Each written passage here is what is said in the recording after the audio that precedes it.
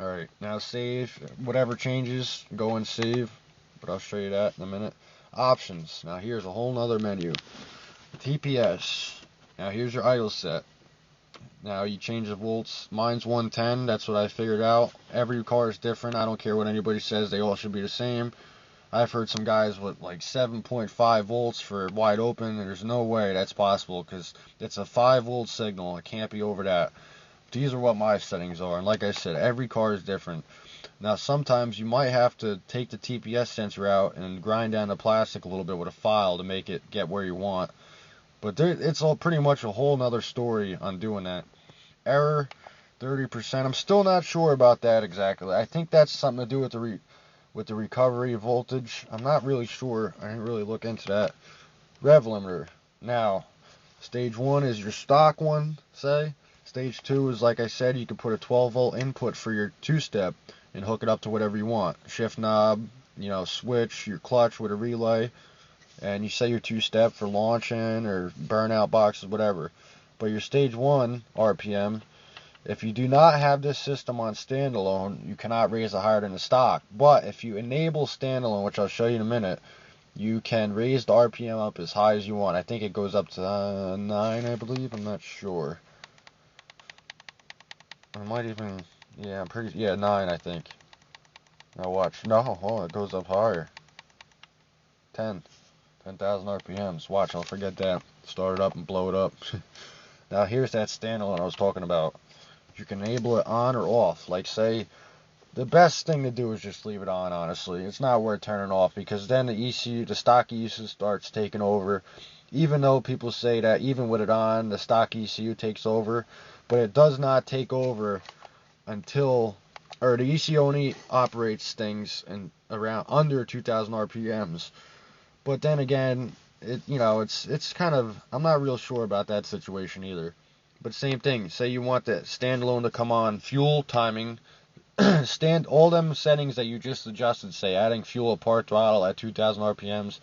Say you don't want that to come on till 2,000 RPMs and 25% TPS position, fuel. Now, or you can change the RPMs if you want it up higher. The lowest you can go is 2,000. Even if you get the Interact software, I believe that's the lowest you can go. Let me go back into that. Timing, same thing. Say I don't want the timing menus, all them timing menus I adjusted, I don't want those to turn on until 20% TPS or 2,000 RPMs. Like I said, 2,000 is the lowest you can go.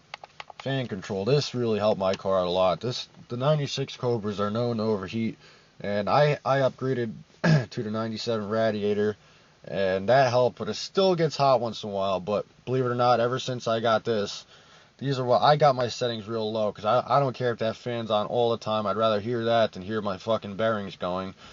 So, and then next, you just hit over. It goes to the next page. Definition data. Now, if you change this, right now I'm doing data set 3. Like I said, there's 3 data sets. If you change this, it's going to go to data set 2 every time you start your car. So right now I put on data set 2. So right now, if I shut the car, shut everything off, turn it back on, it'll go start off with data set 2. Or if I want to start off with 1, I will. Whatever one I want. And all you got to do is just make sure you save this. For all these, you should save when you're done editing stuff anyway, so that way you don't get lost. Global fuel is the total fuel. For you guys that don't know yet about tuning, global fuel is always, in any tuner, global is the whole, kit and caboodle. You're adding fuel to everything at every moment. Speedo calibration, but yeah, you can add fuel plus or minus all the way up to 50 or whatever it is, 20, I don't remember. Speedo calibration. I didn't really look into this yet. I believe you can only do it with the 96 and newers. Wideband O2 on or off. I don't have mine hooked up yet. I got my innovative laying out there. I should throw in here. I haven't really even ran the car that much. I just threw this in a couple days ago. Sequential adjust.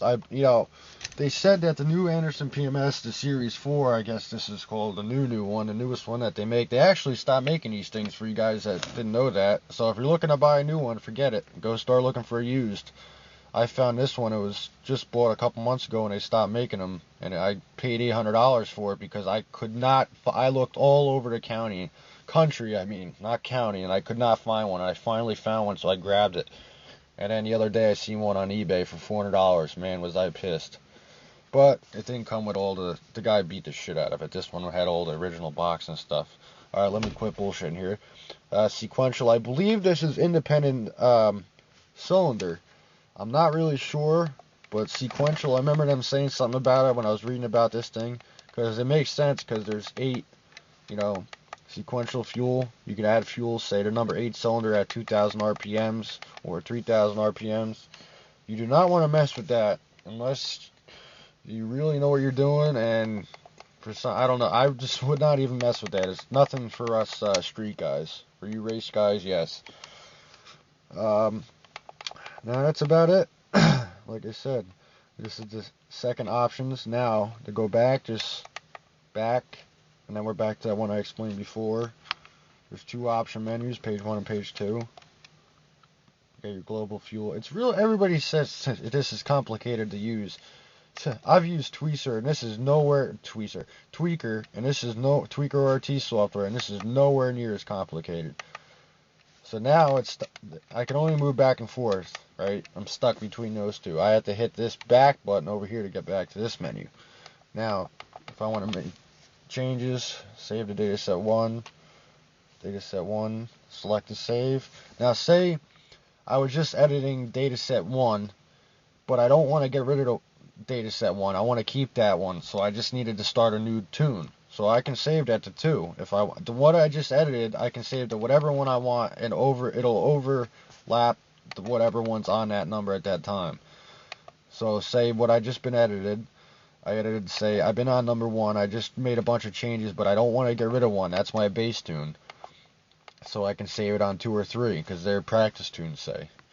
But one thing I do always do is leave 1 stock setting, since my car is not yet boosted. Once it gets boosted, then I'll have to have all different settings. I won't be able to do won't be able to have a stock setting. Well, I'm only going to plan to run the 7 pounds, so should be alright if I had to idle it on stock or drive it home, part throttle stock for some reason.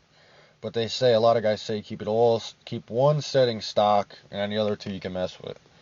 And that's about it. I think there's one thing. Now, see, okay, leave this dataset, yes. And now, if you look, we're on dataset 1. Now, like I said, if you want to change it to dataset 2 every time you start, you got to go into the options menu. Now, there's another little trick about this thing. I don't know why my camera's getting blurry. Ah, shit, I didn't want to do that. Hold on 1 minute. Yes. If I hit the minus button, goes back to this page. I don't remember if I showed you guys or not. See, I got an error 8000, which is TPS, and a lot of guys say everybody gets that. There's not much you can do about it. I had to go away for a couple weeks, and I just started coming back.